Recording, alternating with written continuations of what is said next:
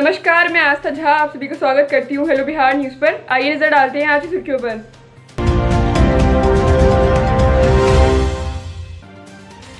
भारत में कोरोना के आंकड़े। कुल मामले 42,80,422, कुल मौतें 72,775, कुल ठीक हो चुके 33,23,950, सक्रिय मामले 8,83,697।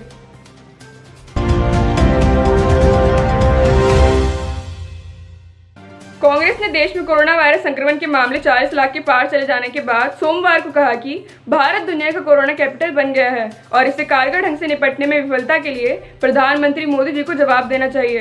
पार्टी के मुख्य प्रवक्ता रणदीप सुरजेवाला जी ने सरकार से सवाल भी किया है कि कोरोना पर नियंत्रण कैसे पाया जाएगा और डूबती अर्थव्यवस्था को कैसे उबारा जाएगा।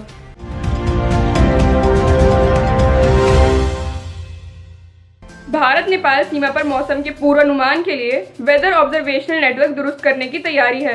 हाल के दिनों में भारत चीन सीमा पर तनातनी और भारत नेपाल के रिश्तों में आई खटास के बाद रक्षा कारणों से इसे बेहद संवेदनशील और महत्वपूर्ण माना जा रहा है। आपदा प्रबंधन में भी इससे मदद मिलेगी।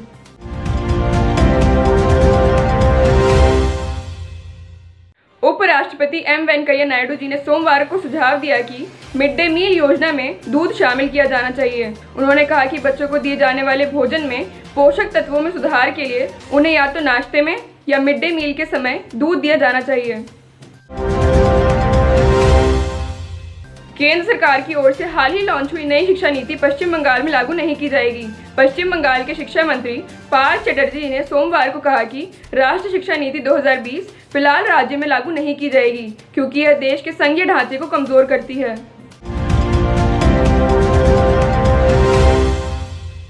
राष्ट्रीय सांख्यिकी कार्यालय के सर्वेक्षण के अनुसार भारत में साक्षरता के मामले में केरल एक बार फिर पहले पायदान पर रहा है, जबकि आंध्र प्रदेश सबसे निचले स्थान पर है। सर्वेक्षण के अनुसार केरल में साक्षरता दर 96.2% है, जबकि आंध्र प्रदेश में 66.4% है।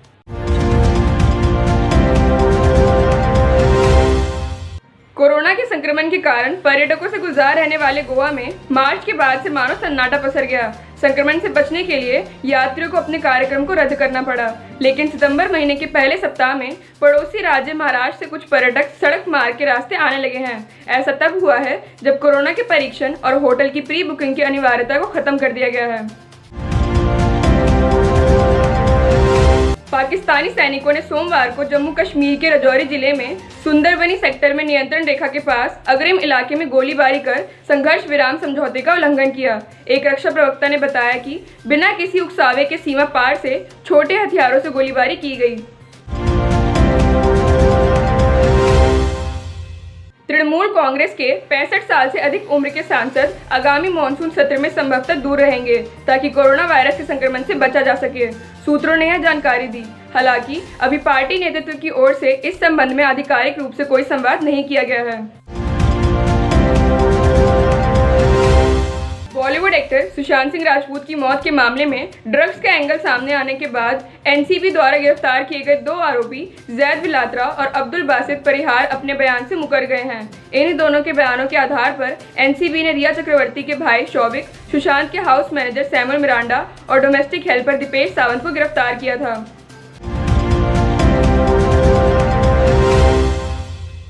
पंजाब के सूचना और जनसंपर्क विभाग ने एक प्रेस नोट में कहा कि पंजाब पुलिस ने सोमवार को एलआईपी नेता और विधायक सिमरजीत सिंह बैंस के खिलाफ कोरोना महामारी पर लोगों को गुमराह करने के लिए कथित रूप से गलत प्रचार फैलाने के लिए एक एफआईआर दर्ज की है।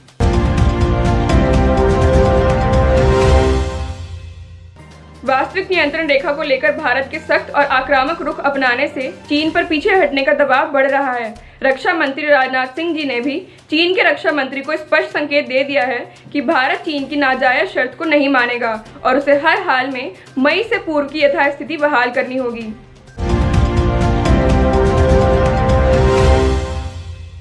कोविड-19 महामारी के कारण 5 महीने से अधिक समय तक बंद रहने के बाद दिल्ली मेट्रो ने सोमवार को येलो लाइन पर अपनी सीमित सेवाएं बहाल की। इस दौरान यात्री भरपूर सतर्कता बरतते नजर आए। येलो लाइन दिल्ली के समयपुर बादली को गुड़गांव के हुडा सिटी सेंटर से जोड़ती है।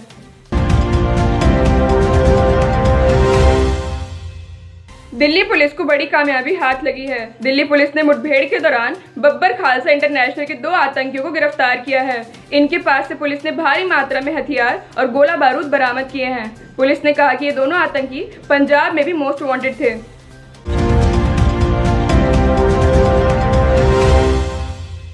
आईसीआईसीआई बैंक और वोडाफोन केस में आईसीआईसीआई बैंक की पूर्व एमडी और सीईओ चंदा कोचर जी के पति दीपक कोचर जी को प्रवर्तन निदेशालय ने गिरफ्तार कर लिया है।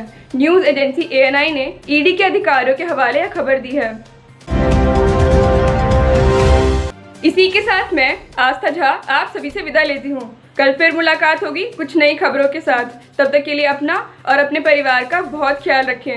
आशा करती हूँ आपको हमारा न्यूज़ प्रोग्राम पसंद आया हो। इसे लाइक एंड शेयर ज़रूर करें। धन्यवाद।